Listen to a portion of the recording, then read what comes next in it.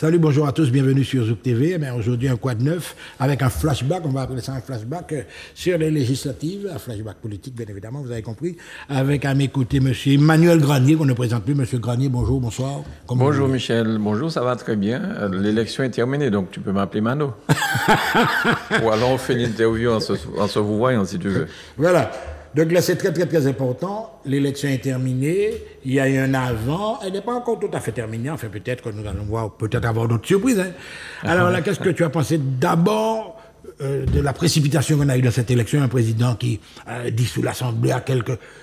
Est-ce que ça a créé l'effet de surprise escompté pour tout le monde? Ben, ça a créé un effet de surprise escompté, j'en sais rien, mais en tout cas, c'était une très, très grosse surprise. Hein.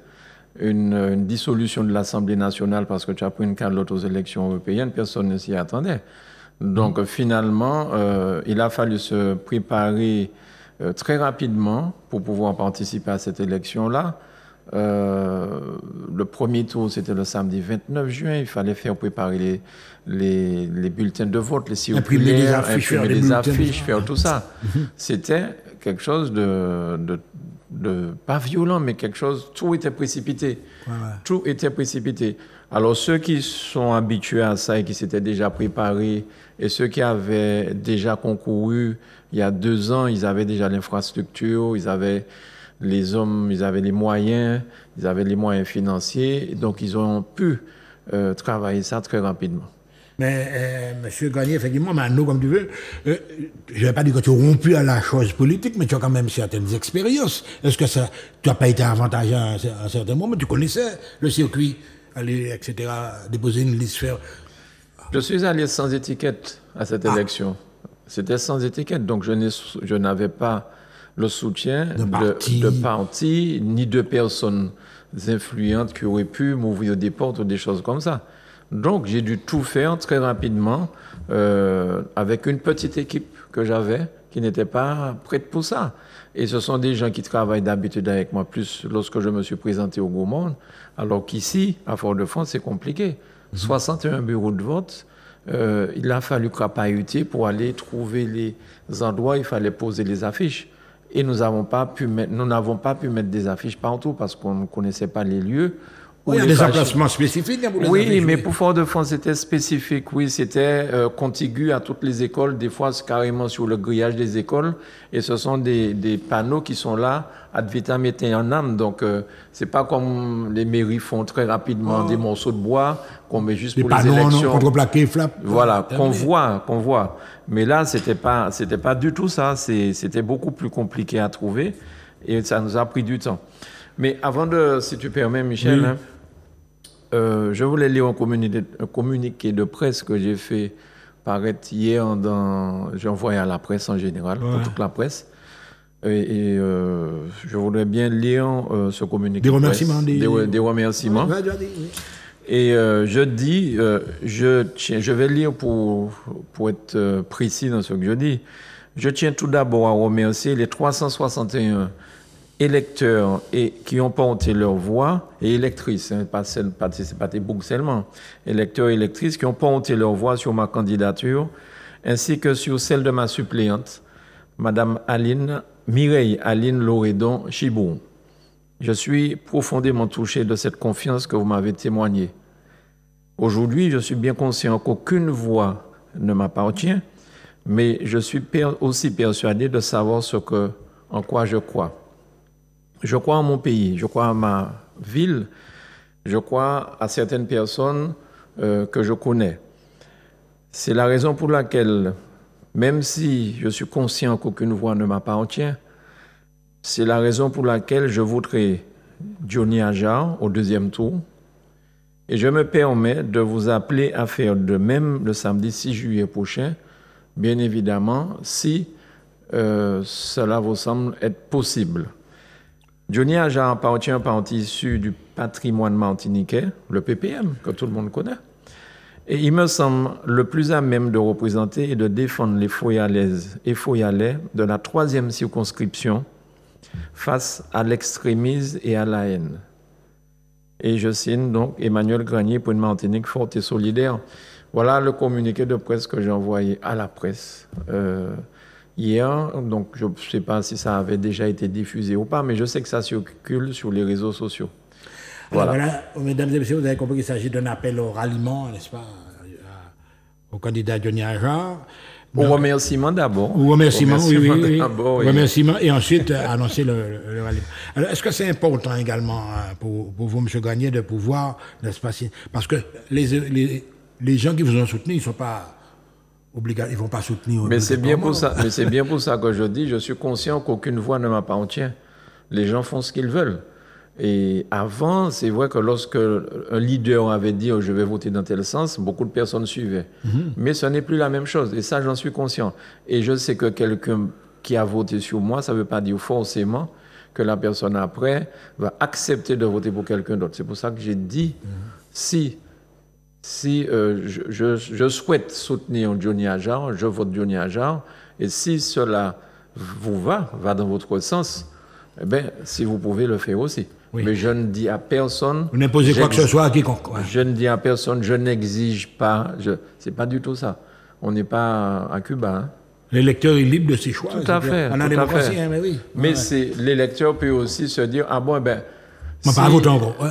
Mais peut se dire aussi, si lui il le fait et qu'il le dit, on me connaît. Je fais des émissions à Zouk Télévision depuis 24 ans. On sait bien que je ne suis pas un dictateur. Les gens voient bien comment je fonctionne. Donc, s'ils veulent le faire, ils le font. Mais s'ils ne veulent pas le faire, ce n'est pas moi qui vais en vouloir à personne. J'en veux même pas à ceux qui n'ont pas voté pour moi. Donc, c'est mon pays fâché parce qu'on ne monte pas sur moi. Les voix n'appartiennent à personne. Ouais.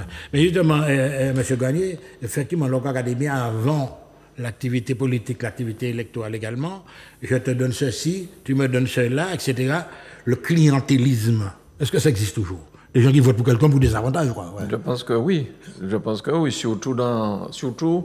Surtout dans les municipales, dans les mairies. Dans les mairies. Ouais. Les gens ont besoin de faire un petit morceau de ciment près de chez eux, mais à Rabat, un sac ciment, des sacs ciment.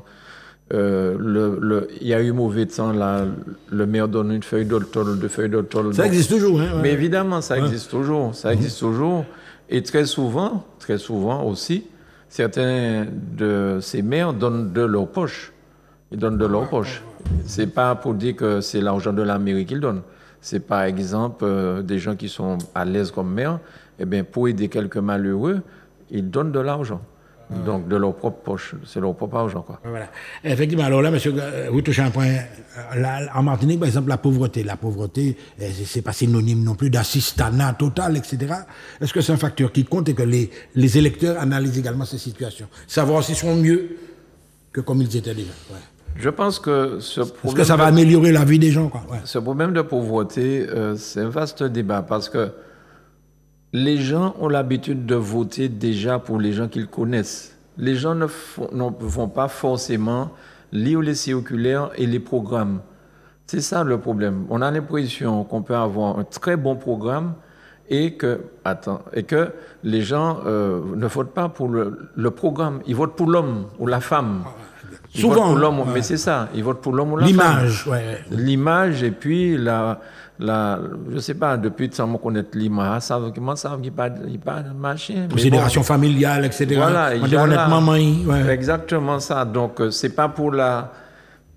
comment dire parce que c'est compétences politiques, etc. Exactement, parce que si c'était le cas, il y a beaucoup de maires en Martinique qui ne seraient pas maires. Hein. Donc, ça c'est clair. Hein.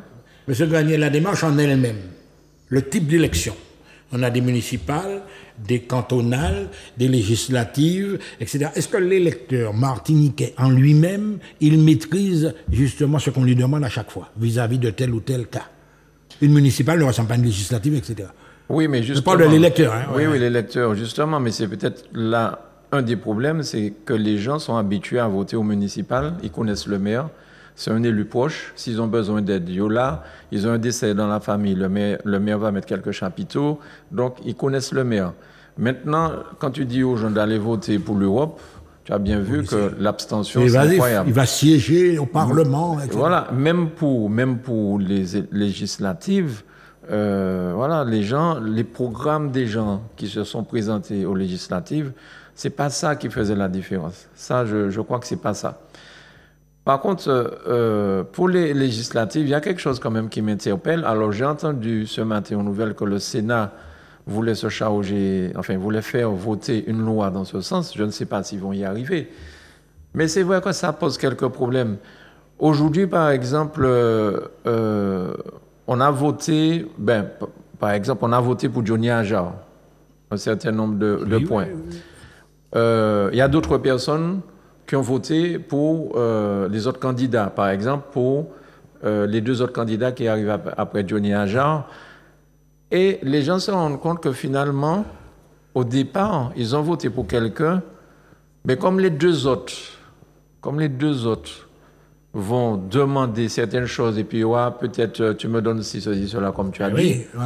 Finalement, les gens qui ont voté pour le troisième de la liste, il va se dire, attends, mais il y a un problème. Le troisième ou le deuxième de la liste, il fait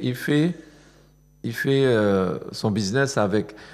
Je ne sais pas comment expliquer ça clairement. C'est-à-dire que tu votes pour quelqu'un et au final, ta voix, il y a une transaction avec d'autres candidats et finalement ta voix, quand tu avais porté sur telle personne, in fine, ce n'est pas cette voix, c'est pas cette personne-là qui est élue. Qui est élu, oui. Donc ça pose des problèmes, cette histoire. C'est un problème d'abstention qui peut se créer. La personne a dit, bon, candidat m'a éliminé, je ne vais pas voter encore. Voilà. Ça, c'est possible. Ouais. Ça, c'est possible. Mais n'empêche qu'il y aura un sentiment de frustration parce que si tu as porté ta voix sur le numéro 1 qui n'est pas sorti gagnant pour pouvoir aller au deuxième tour, mais finalement, il y a une tractation avec quelqu'un d'autre, le deuxième ou le troisième, et finalement, la personne sur qui tu as porté ta voix, tu vois que ta voix était pour telle personne. Ça pose problème. Oui. Et en même temps, la logique te dit que tu dois suivre ton candidat, quoi. Ouais. C'est pas évident, hein. C'est pas évident. Alors, l'électeur est libre de son choix, hein. Mais ça, c'est pas parce que monsieur ou jeune monsieur comme arrive de la métier. Ça, c'est clair. Ah non. Non, mais ça, c'est quelque chose qui est clair.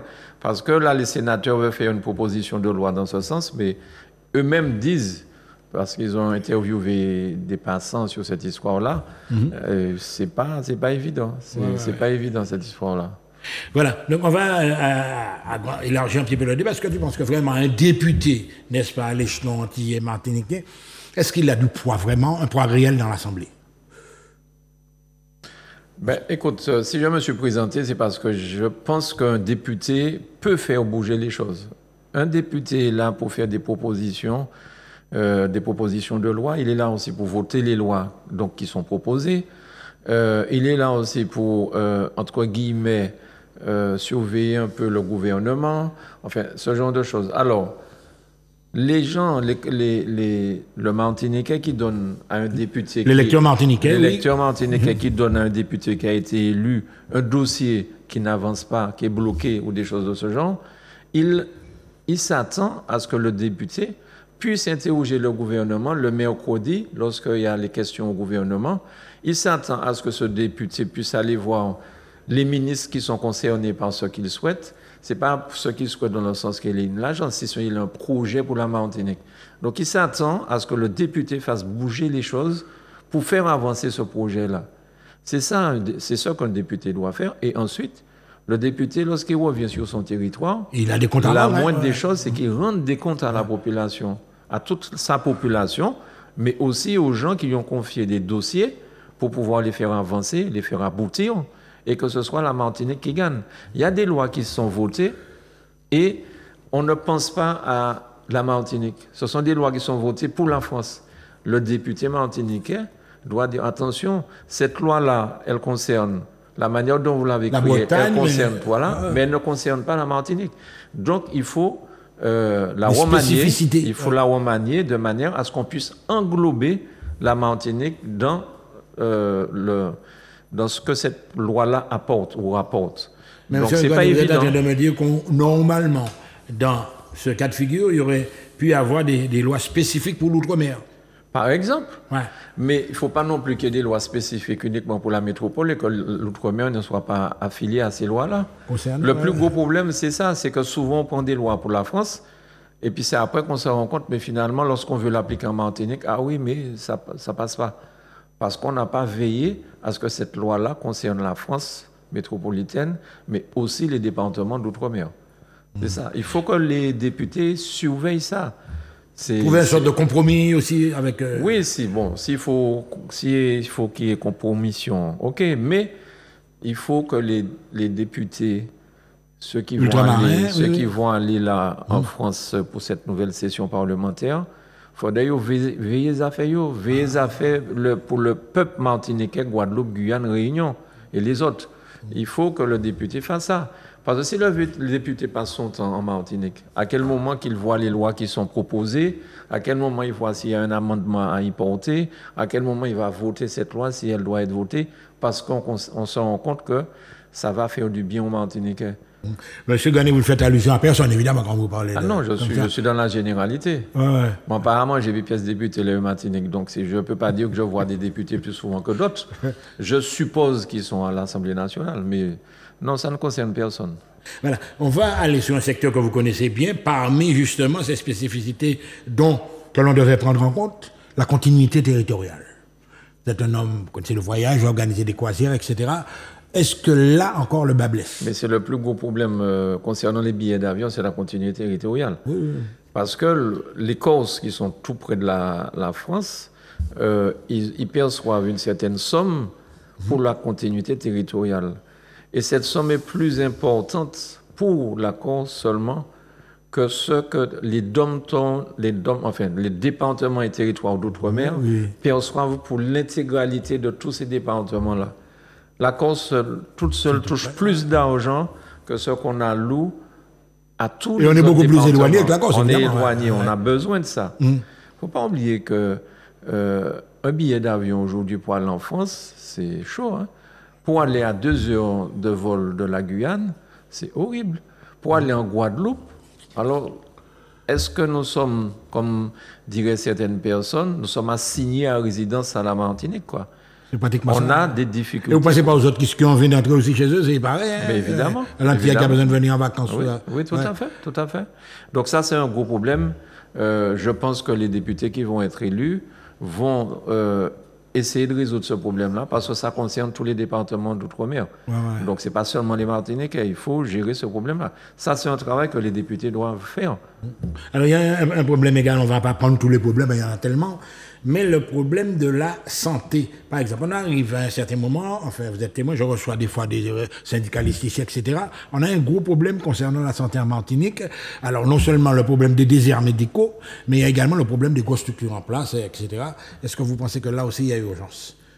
L'idée là, c'est qu'on a préféré aller faire là-bas, payer là. Mais alors, la personne qui veut aller se faire opérer ou soigner en France, il faut encore avoir l'argent pour payer les billets d'avion hors de prix.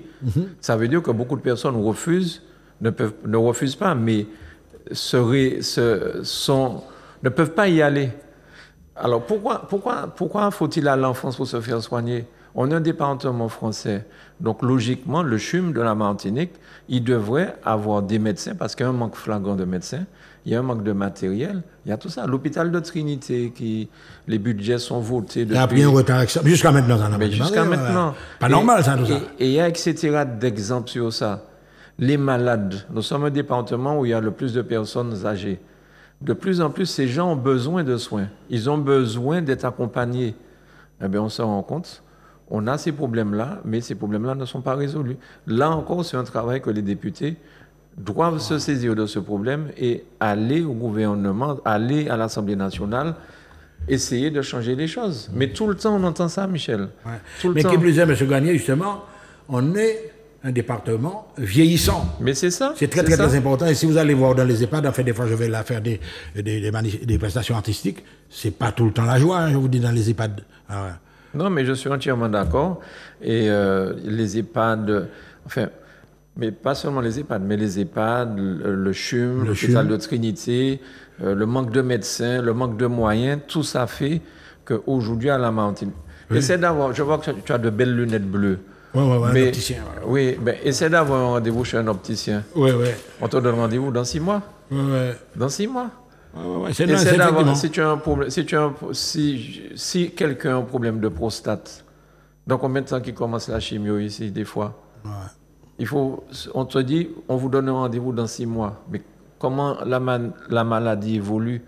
On ne sait pas. Dans 6 mois, on va même savoir qu'il a toujours.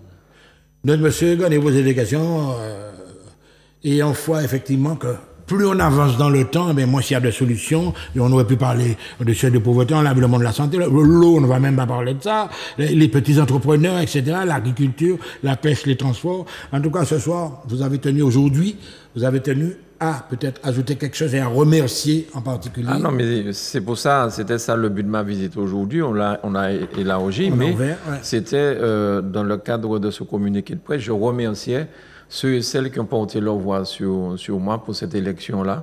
Donc, merci.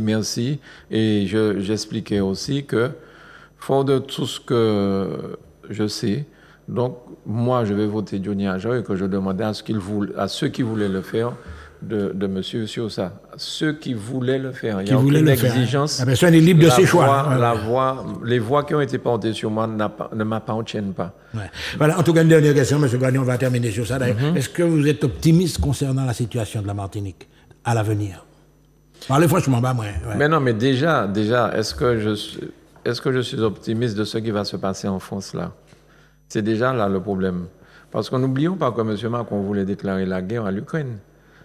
Voilà un homme qui n'a jamais mis un treillis militaire sur lui et qui va déclarer la guerre aux gens, alors que, enfin bon, on sait très bien comment ça allait peut-être finir.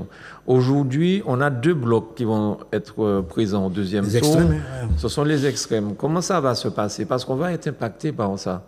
On ne sait pas parce qu'on a 8000 km.